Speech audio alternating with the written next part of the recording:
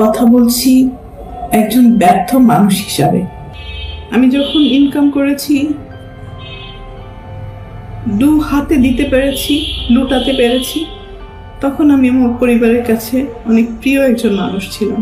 এখন দিতে পারি না হয়তো তাদের প্রয়োজন অনুযায়ী, যার কারণে আমি এখন তাদের কাছে গলার কাটা। দীর্ঘ 2 দিন যাবৎ আমি আসলে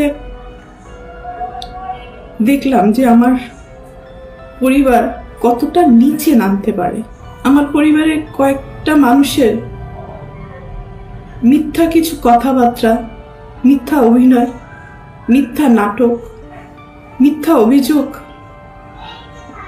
বলার সাথে সাথে যে মানুষগুলো আমাকে সব থেকে বেশি চেনার কথা, জানার কথা, সাপোর্ট করার কথা, সেই মানুষগুলো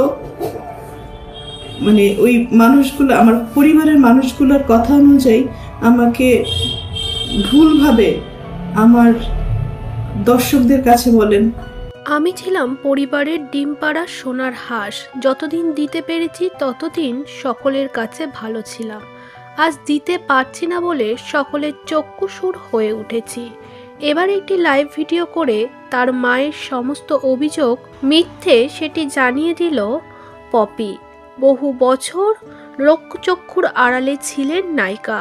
বাংলাদেশের এই জনপ্রিয় অভিনেত্রী এক সময় দাপিয়ে সিনেমা করেছেন, তবে হঠাৎই সকলের আড়ালে চলে যায়। জন্ম দেয় একটি সন্তান ও স্বামীকে নিয়ে আলাদা থাকেন পপি। তবে হঠাৎই শিরোনামে আবারও নায়িকার মুখ। এবার আর চুপ না করে থাকতে পারলেন না, জানালেন তার অভিযোগের কথাগুলি। এর আগে অভিযোগ করেছিল পপির মা, জানিয়েছিল সম্পত্তির জেরে ভাই বোনদের মৃত্যুরও হুমকি দিয়েছে পপি ও তার স্বামী।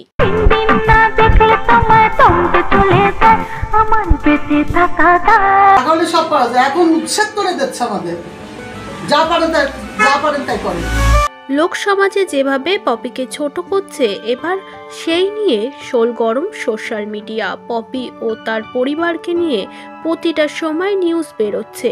এবার চোখ বন্ধ করে থাকলেন না অভিনেতা শাকিব খান। একটা সময় শাকিবের সঙ্গে জোরদার মুভি করেছেন পপি। শোনা গিয়েছিল তারা নাকি গোপনে প্রেমও করেছে। তবে পপির পাশে দাঁড়ালেন এবার শাকিব খান।